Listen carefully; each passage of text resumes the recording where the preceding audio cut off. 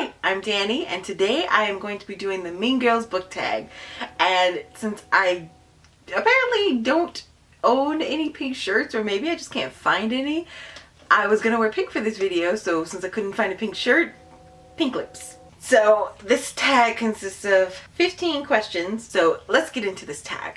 Okay, I have all the questions on my phone. It took way too long to write down, which is what I normally do. I would normally write down these questions and read them from my notebook, but these were just way too many and way too long. Caddy, which fictional character's name did you get completely wrong? Automatically, I wanted to reach for a Sarah J. Maas book for this one because, well, we all know her characters' names are out there sometimes and you don't always pronounce them right. Like with Selena, I called her Selena for like the first half of the first book. And Manon, I think I called her Manon the first time I read it, which apparently everyone does, but it's Manon. So I'm going to go with Naughty Nights by Laura Leigh. The male protagonist in this story, his name, or his nickname I should say, is spelled D-A-W-G. And I was like, Dowg? What the heck is that? But it's dog, apparently. So it's a weird name to spell it. I mean, why not just D-O-G? But that is apparently the way it's pronounced. Dowg. It becomes dog. And the female, I think I called her Christy for like ever. And it's actually Krista. Even though in my head I still say it, if I say it out loud, I will still say the wrong thing. Of course, I'll say dog now, but I think I still call her Christy when I talk about this book. Number 2, she doesn't even go here. Which character would you like to place in a fictional world or in another book or series? Okay, this one's a little bit of a stretch, and it's only because I just want to see these two characters meet and see how their ideas of being a vampire versus each other. And one person is kind of high-strung and tense and always in control of herself, while the other one is pretty much out of control because she still doesn't understand her powers yet. I want to see Jane from Nice Girls Don't Bite meet Ivy from the Hollows series.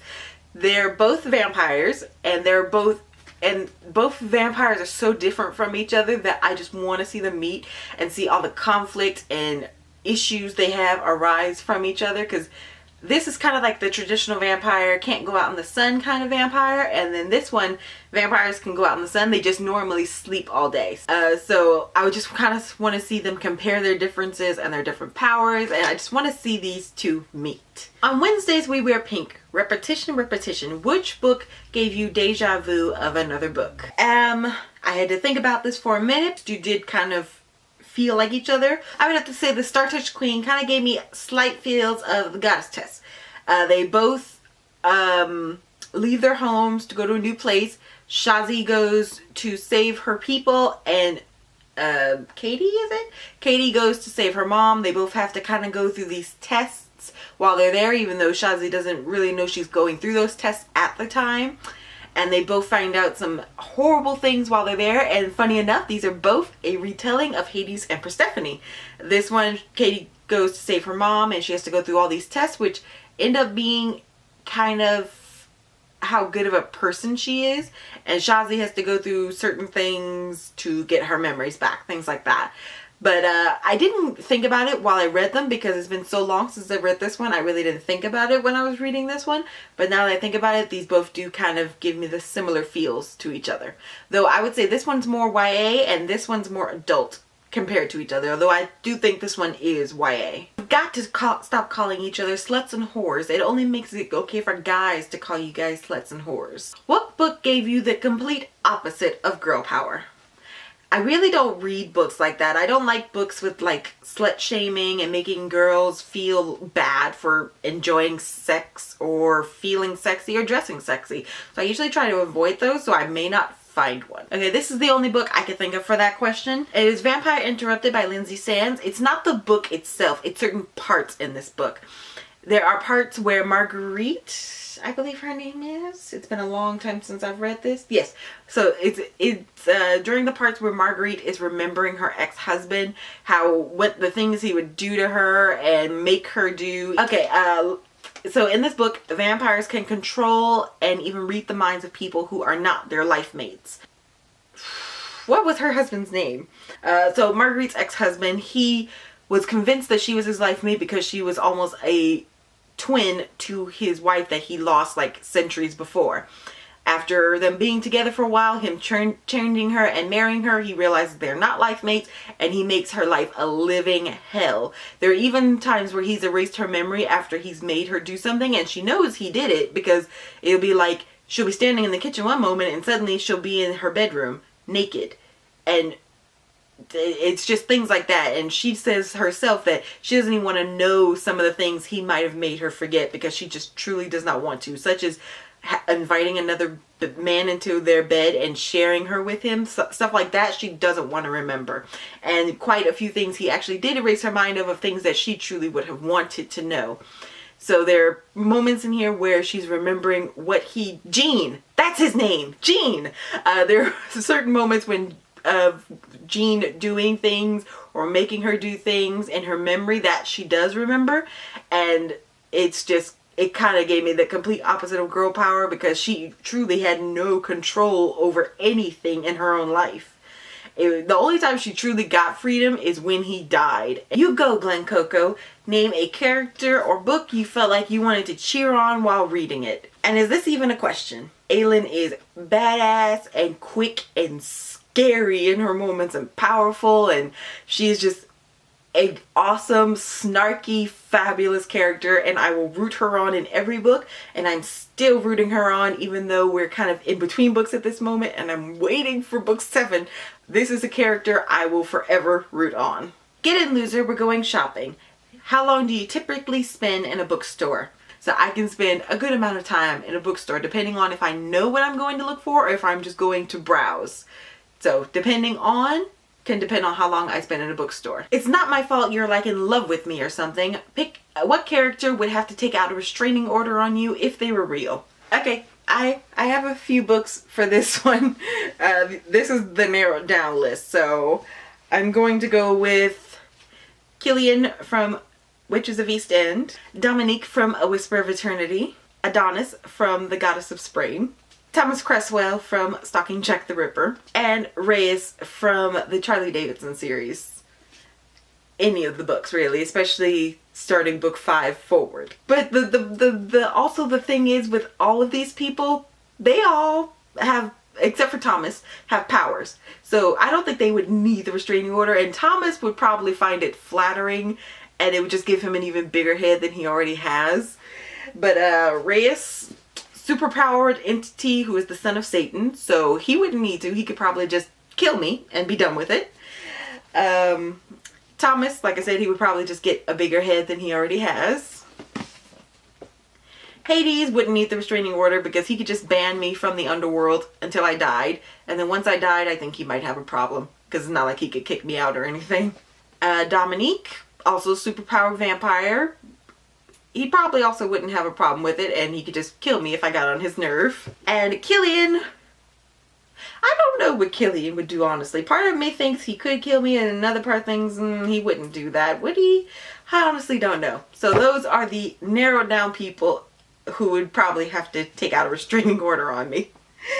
And most of them would probably just kill me or ban me from their realm. I like superpowered people, so it's not like it'd be a normal person who would have to go to the cops for the restraining order. It's not my fault that I'm popular. Which hyped book were you hesitant to get into? I'm going to go with Illuminae by Amy Kaufman and Jay Kristoff. I was really hesitant to get in this book. I'm very picky about science fiction. I think there's very few I've read before this one, and I got them from the library and didn't buy them because I didn't like them that much. This is the first science fiction I can say that I actually really liked. So this is the first science fiction I truly really liked, and I was hesitant to give it that chance. But I'm glad I did, because it is an amazing, adventurous, action-packed, suspenseful, creepy story. And the second book, a little less. Third book's pretty good, but I'm very glad I gave it a chance. She's a life ruiner. She ruins people's lives. We all love Regina George. Name a villain that you love to hate. For this one, I'm going to go with Sebastian Morgenstern. I liked him in the beginning, and I still kind of like him, but I hate him at the same time, and he's evil, and he's just, it's Sebastian. That's who I'm going for. Is either this Sebastian or Kronos. But I'm going to pick Sebastian. Number 10 is I'm not a regular mom, I'm a cool mom. Name your favorite fictional parents. Okay, I'm going to go with a book I've actually unhauled. I didn't like the story, but if I think about her mom in the story, I gotta say she's probably one of my favorites. She was very supportive and excited about her daughter finding out that she had powers, and she wanted to help her develop them and all this stuff. So that would have to be Hexed by Michelle Keyes, and well, if you've read the book, you know what happens to her mom, so yeah. But she's probably one of my favorite fictional parents because she's the only one that hasn't been hesitant in telling their daughter they shouldn't do this, or that they're going crazy, or they're hallucinating or something, basically. She was the only one who believed her completely and was 100% behind her. That is so fetch. A book or series you would like to catch on. Okay, this is the only one I could think of, and I'm going to go with the Charlie Davidson series. It's fun, it's snarky, there are some hilarious moments, it's kick butt, it's mysterious, and it's all this stuff rolled into one, and it's awesome. I think the last 2 books come out this year. I think the next book actually comes out in a few months. So I would like this one to catch on. I've seen one review here on BookTube, and that one was like from a long time ago, or maybe the quality just wasn't that good. Like, it's pretty dim and dark, and the person doesn't really say a lot about it. I think the video is like 2 minutes tops. And I would like more people to read this series. How do I even begin to describe Regina George? Your ideal character to read about. And I've actually already pretty much found these characters. I like characters who are badass and girl power and snarky and just funny and badassery, which I pretty much found in Selena and other characters by Sarah J Maas. But I found a few similar characters in other books too. If you think of Faysand and Roland, those are pretty much my ideal characters. They're all powerful, they all have snarky banter, the romance is good, and not just kind of a, oh, I like you because you're hot romance, let's kind of get to know each other after we start dating. They pretty much fell for each other before they started even seeing each other. Those are my kind of characters. Number 13, I just have a lot of feelings.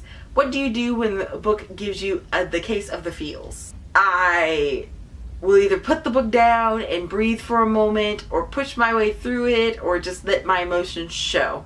I'm not really a crier, so I really don't have to worry about that in public, but yeah. So I'll either put the book down or just push my way through it and let the feels happen, depending on what the feels are. Like, if it's like a bad feel because someone died, I'll usually put the book down, but if it's just like a sweet moment or even just a little bit of a sad moment, I will just let the feels happen. Nice wig, Janice. What's it made of? It's your mom's chest hair. Which character's one-liners would you want to claim? Ooh, that's a tough one. Aelin or Rhys's one-liners, definitely. I can't think of another character who has great or brilliant one-liners, so one of those 2 characters. And last but not least is Boo, you whore. What character's decisions made you roll your eyes? Ooh, there have been so many. For this one, I'm probably gonna go with Bella Swan. There are just some decisions where it's just like, well, that is my Mean Girls book tag, and if you want to do this tag, I tag you, and I will see you guys next week.